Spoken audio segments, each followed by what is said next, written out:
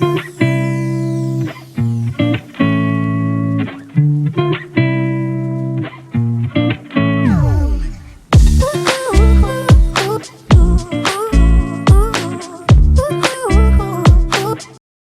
pessoal, Ricardo Lobo na área para nossa segunda aula de ecologia. Hoje a gente vai falar sobre pirâmides ecológicas. Você não viu a primeira aula? Vá ver a primeira aula, pô. Você quer ver a segunda, você vê a primeira? Claro, óbvio. Tá? Então hoje a gente vai falar sobre pirâmides ecológicas. O que danado é pirâmides ecológicas? Olha, as pirâmides, elas são representações das cadeias alimentares. É isso, é uma representação gráfica, né, da cadeia alimentar. Existem 3 tipos de pirâmides ecológicas para nós estudarmos. Quais são elas? A primeira é muito fácil, é a pirâmide de energia. Tu já viu na primeira aula que a quantidade de energia vai diminuir ao longo da cadeia alimentar. Então a pirâmide de energia, ela sempre terá o mesmo formato, tá? A base larga e o ápice estreito. Eu não entendi, não. A base da pirâmide é o produtor. A gente já comentou isso na primeira aula. E o produtor é o que sustenta a cadeia alimentar, né? Ele que introduz energia do ambiente. Então, o produtor, tá, é a base da pirâmide. Aí vem o consumidor primário. O consumidor primário tem menos energia que o produtor, porque parte da energia já vai na forma de calor. Aí menor. Aí vem o consumidor secundário, menor ainda. O consumidor secundário, menor ainda. Então, a pirâmide de energia sempre tem o mesmo formato, ó. Feito as pirâmides do Egito. Você tem aqui, ó, base larga e ápice estreito, tá? Beleza, beleza, beleza? A segunda pirâmide é a pirâmide de biomassa. O pessoal se confunde nessa aqui. Então, isso que é biomassa? Biomassa é o peso seco de uma população no nível trófico. Oi? Calma, calma. Tu sabe que o percentual de água varia no organismo, varia de acordo com a espécie, né? Tem espécies que têm 25, 30% do seu corpo é água. Tem espécies que chegam a mais de 90% do seu corpo é água. A gente é mais ou menos 2/3, né? Depende da idade, depende do próprio indivíduo, mas em médias, né? Então o percentual de água vai variar com o organismo. Para não falsear a biomassa, a gente fala isso em peso seco, desidratado. E lembre-se que em ecologia nunca se estuda o indivíduo, sempre se estuda a população, nunca o indivíduo, sempre a população, tá? Então a gente estuda o nível trófico. Então a biomassa é o peso seco de uma população, de um nível trófico, ok? E aí, vê só, a biomassa, a pirâmide de biomassa, ela vai acompanhar a pirâmide de energia, quase sempre, só tem uma exceção, daqui a pouco eu falo da exceção. Vamos falar primeiro da regra, tá? Por que, Lobo, a biomassa é igual à pirâmide de energia, acompanha o mesmo formato, base larga e ápice estreito? Porque a biomassa, veja, o produtor tem que ter mais biomassa que o consumidor primário para sustentar o consumidor primário e ainda existir. Como é que o consumidor primário vai criar uma biomassa para ele do nada? Não pode, né? Então ele alimenta-se de quem? Do produtor. Se ele consome toda a biomassa do produtor, não vai ter mais biomassa. Não é isso? Então o produtor tem mais biomassa que o consumidor primário, para o consumidor primário se sustentar e o produtor não deixar de existir. Aí vem o consumidor secundário. O consumidor secundário tem menos biomassa que o consumidor primário, pelo mesmo motivo, porque ele vai ser sustentado pelo primário. Então é a mesmíssima ideia. Então a pirâmide de biomassa vai ter sempre o mesmo, sempre nada. E sempre. Isso é de energia. A pirâmide de energia sempre tem o mesmo formato. A pirâmide de biomassa não. Ela acompanha a pirâmide de energia em quase todos os casos, mas tem uma exceção. Qual é a exceção? São as cadeias alimentares marinhas por causa da relação do fitoplâncton com o zooplâncton. Como assim? Fitoplâncton é o conjunto de micro-organismos autotróficos, microalgas que existe na água. E zooplâncton é o conjunto de micro-organismos heterotróficos, que podem ser protozoários, pode ser larvas de animais, pode ser animais microscópicos, tá? Então você tem aí o chamado de zooplâncton. O zooplâncton se alimenta de fitoplâncton. E, por incrível que pareça, os cientistas mostram, as pesquisas mostram que a biomassa, no ambiente, né? A biomassa do fitoplâncton, ela é menor que a biomassa do zooplâncton. Ui? E como é que você não acabou de dizer que se a biomassa do produtor for menor que o consumidor não tem como sustentar ele, como é que isso vai acontecer? Pois é, essa sempre é a pergunta feita. Como é que é possível algo com biomassa menor sustentar algo com biomassa maior?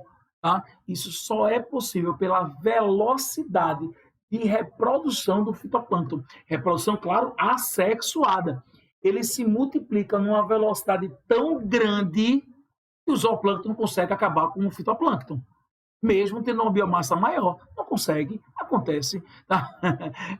Imagine, como se tu comesse um hambúrguer na velocidade que se produz hambúrguer. Tu vai comendo hambúrguer e vai produzindo hambúrguer, vai consumindo hambúrguer, vai produzindo hambúrguer, não vai acabar hambúrguer. Não é não? Vai passar a vida comendo, vai morrer, né? Óbvio. Mas não acaba pela velocidade de reprodução assexuada do fitoplâncton. Mas a partir do zooplâncton segue o jogo. Aí é como qualquer outra pirâmide de biomassa. Tá? Então, os peixes menores vão consumir, né, o zooplâncton, vai ter biomassa menor.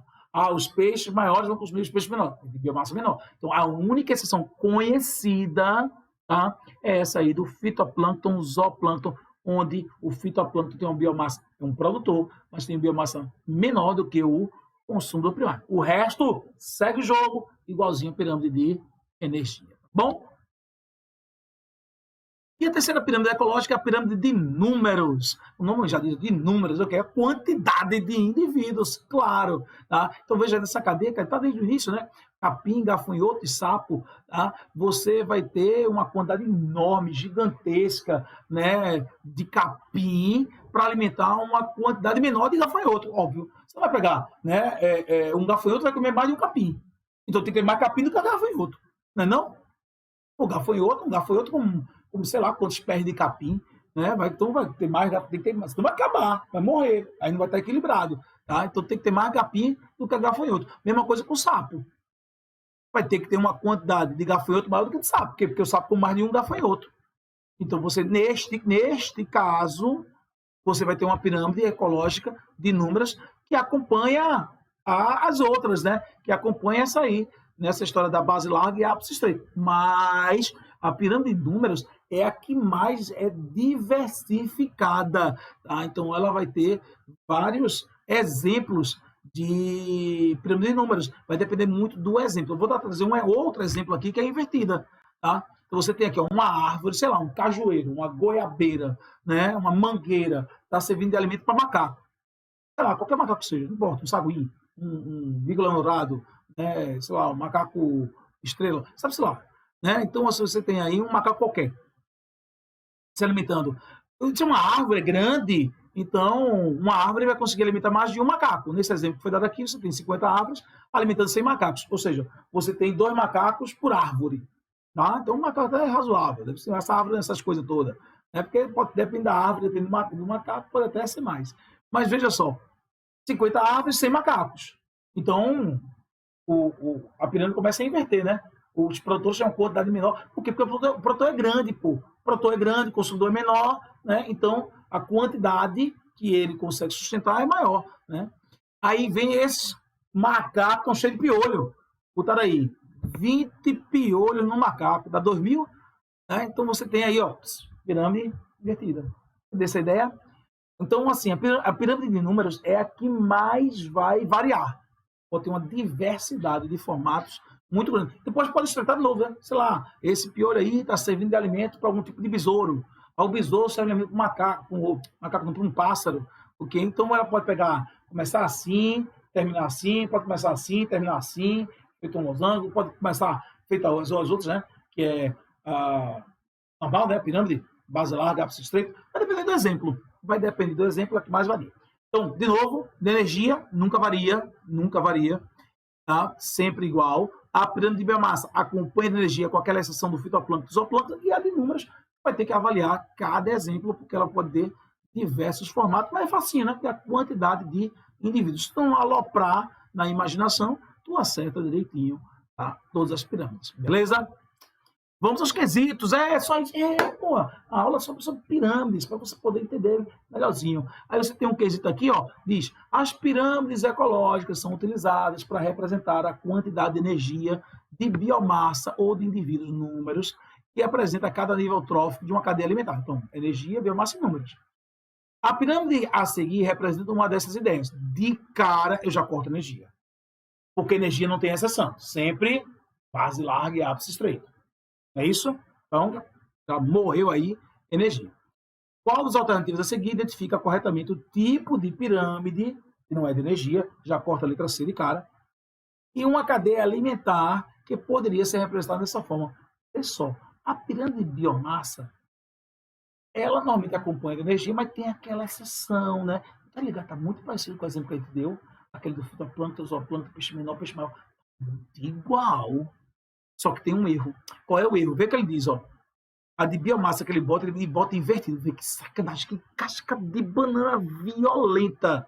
Não é zooplâncton, fitoplâncton. Tá no contrário, é fitoplâncton, zooplâncton. Então não é.